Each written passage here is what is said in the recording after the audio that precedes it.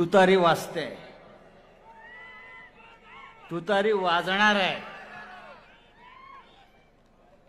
एका हातात मशाल, दुसऱ्या हातात तुतारी. महाराष्ट्राचं चित्र बदलत आहे. आदरणीय देशाचे तरुण तडफदार नेते शरद पवार साहेब, ते तरुण की आम्ही तरुण.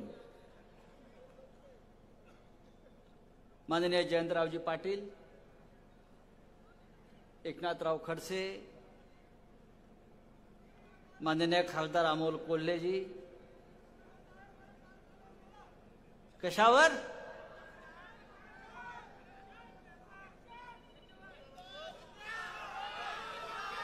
पन्नास खोके म्हणताय तुम्ही. इकडे किती मिळालेत? नाही, त्याचा भाव कमी आहे.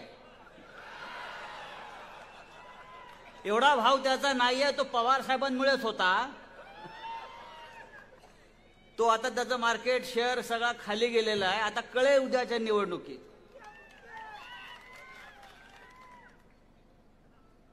असे गद्दार येतात आणि जातात. इतिहास गद्दारांचा लिहिला जात नाही, लढणाऱ्यांचा लिहिला जातो. आज जे व्यासपीठावर आहेत, आज जे समोर बसलेले आहेत, ते उद्या घडणाऱ्या इतिहासाचे साक्षीदार आहेत. संघर्ष आणि स्वाभिमान हा महाराष्ट्राचा बाणा आहे. दिल्ली पुढे झुकणाऱ्यांची आमची जात नाही, अजिबात नाही. प्रचंड सभा इथे होते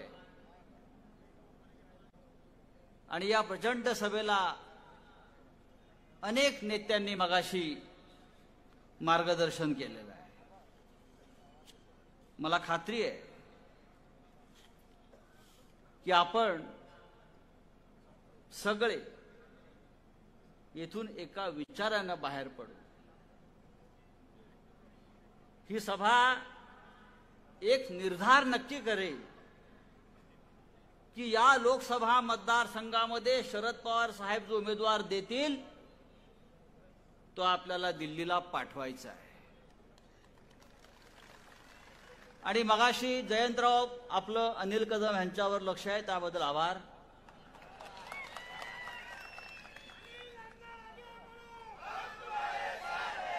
त्यांच्यावर असंच लक्ष असू द्या, त्यांच्यावर असंच लक्ष असू द्या. आपण दोघे मिळून त्यांना विधानसभेत पाठवून देऊ. तुतारीही वाजेल, मशालही पेटेल. किती लोक सोडून गेले या भागातले? 5. शरद पवार साहेबांनी निवडून आणलेले 5 लोक सोडून गेले. पण पवार साहेबांना सवय आहे, गेले अनेक वर्ष ते लोक निवडून आणतात आणि सोडून जातात. पवार साहेब परत निवडून आणतात. आता एक गॅरंटी आपण घ्यायची आहे, या मातीमध्ये दुसरा गद्दार निर्माण होणार नाही. आणि झाला तर बाळासाहेब ठाकरेंनी सांगितलेलं आहे, पवार साहेब बाळासाहेब ठाकरेंनी सांगितले, मी नाही, गद्दार दिसला की तुडवा. त्याशिवाय या महाराष्ट्राला लागलेला हा डाग, हा कलंक कायमचा पुसला जाणार नाही. मगाशी अमोल कोल्हे साहेबांनी इतिहासाचे अनेक दाखले दिले. इतिहास तेच सांगतो छत्रपती शिवाजी महाराजांचा, गद्दारीला माफी नाही. मराठी माणसाचा इतिहास, महाराष्ट्राचा इतिहास हेच सांगतो की गद्दारीला माफी नाही. 40 लोक एका वेळेला सोडून जातात. त्यांना फोडण्यासाठी हजारो कोटी रुपये उधळले जातात आणि या राज्यातल्या शेतकऱ्याला त्याच्या संकटामध्ये मदत करायला सरकार पुढे येत नाही. इकडल्या गद्दार आमदाराला भाव मिळतो, पण शेतकऱ्याच्या कांद्याला भाव मिळत नाही, शेतकऱ्याच्या मालाला भाव मिळत नाही. मोदीची गॅरंटी. कसली मोदीची गॅरंटी? मोदी काय गॅरंटी देणार? हा, आमची गॅरंटी आहे, मोदी परत प्रधानमंत्री होत नाही, आमची गॅरंटी आहे. आमची गॅरंटी आहे की या महाराष्ट्रामध्ये पुन्हा गद्दारांचं राज्य येणार नाही.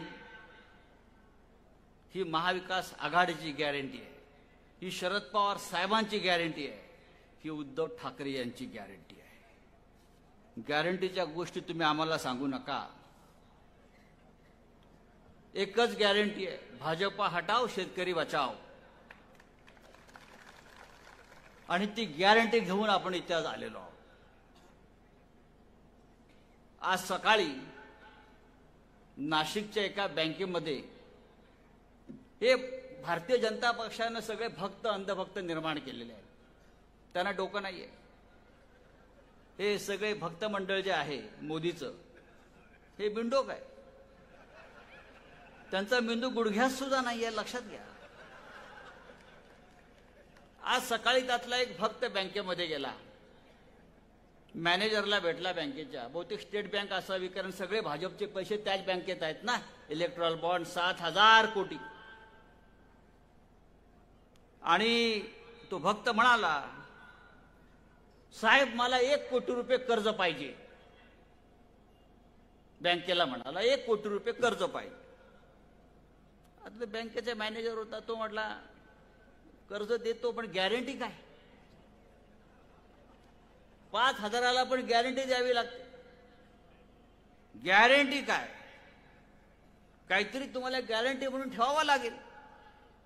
भक्त म्हणाला मोदीची गॅरंटी आहे ना, मोदीची गॅरंटी आहे, मी मोदीच्या परिवारातला आहे, हीच गॅरंटी. मॅनेजर म्हणाला गेट आउट, असल्या गॅरंटी आमच्याकडे चालत नाहीत. ही मोदीची गॅरंटी. मोदीची गॅरंटी एकच आहे, या देशामध्ये बेरोजगारी निर्माण करायची, या देशामध्ये भ्रष्टाचाराला पाठीशी घालायचं, शेतकऱ्यांच्या आत्महत्या, ही सध्या मोदीची गॅरंटी आहे. आणि अशा गॅरंट्या घेऊन नरेंद्र मोदी असेल, अमित शहा असेल, या देशात राज्यात फिरताय. कितीतरी शाह्यांचं आक्रमण झालं या देशावर. अमोलजी आपण सांगितलं, ही शाही ती शाही, हा शहा तो शहा, मोदी शहा. हे मोदी शहाचं आक्रमण या महाराष्ट्रावरचं सगळ्यात घाणेरडं आक्रमण आहे. त्यांनी या महाराष्ट्र खतम करण्याची गॅरंटी घेतलेली आहे. हा मराठी माणूस, त्या मराठी माणसाचा स्वाभिमान अभिमान खतम करण्याची गॅरंटी घेऊन ही मोदी आणि अमित शाही या राज्यावर चाल करून आलेली आहे. आणि म्हणून आपल्याला सगळ्यांना या वेळेला कोणतीही चूक न करता डोकं शांत ठेवून, डोकं ताळ्यावर ठेवून मतदान करायचं. कोणी असेल, महाविकास आघाडीचा जो उमेदवार असेल तो आपला उमेदवार. मग तो राष्ट्रवादी काँग्रेसचा असेल, तो शिवसेनेचा असेल, तो काँग्रेसचा असेल. या देशामध्ये रामाच्या नावावर आता मतं मागितली जाते. अरे बाळासाहेब ठाकरे नसते तर अयोध्येत राम मंदिर उभंच राहिलं नसतं, आपल्याला माहिती आहे. बाळासाहेब ठाकरे होते, आम्ही सगळे होतो तिथे. म्हणून मोदीला त्या रामाचं मंदिराचं उद्घाटन प्राण प्रतिष्ठा करतात. एक लक्षात घ्या, मतं मागायची असतील तर तुम्ही केलेल्या विकासाच्या नावावर मागा. तुम्ही काय काम केलंय त्याच्यावर मागा. अरे देवाच्या नावावर भिकारी सुद्धा भीक मागतो. तुम्ही तुमच्या कामावर मतं मागा, पण कोणतंही काम गेल्या 10, 12, 14 वर्षात झालं नाही. काल एक कायदा घेऊन आले या देशामध्ये, CAA, भारतातल्या नागरिकत्वाच्या संदर्भात एक सुधारणा केली आणि परदेशातले जे अल्पसंख्याक आहेत, अफगाणिस्तान, पाकिस्तान, बांगलादेश, म्यानमार, येथे जे आपले लोक आहेत त्यांच्यावर जर अत्याचार होत असेल तर त्यांना या देशामध्ये नागरिकत्व देण्याचा अधिकार कायदा नरेंद्र मोदींनी काल केला. साधारण 1 ते 1.5 कोटी लोक विदेशातून आता भारतामध्ये येणार. हा एक निवडणुकीचा जुमला आहे. येऊ द्या, पण जे इथे आहेत 140 कोटी, त्यातले 40 कोटी मुलं आजही कुपोषित आहेत, 27 कोटी बेरोजगार आहेत, शेतकरी संघर्ष करतोय. त्यांच्याविषयी बोला. नवीन 1 कोटी तुम्ही आमच्या उरावर टाकताय. गेल्या 14 वर्षामध्ये मोदीच्या काळामध्ये तुम्ही नवीन आणताय. मोदीच्या काळामध्ये 18 लाख लोकांनी देश सोडला. ते परदेशात गेले. ते का गेले? तुमच्या जुलमाला, तुमच्या अत्याचाराला कंटाळून व्यापारी आणि उद्योगपती या देशातून बाहेर पडलेला आहे.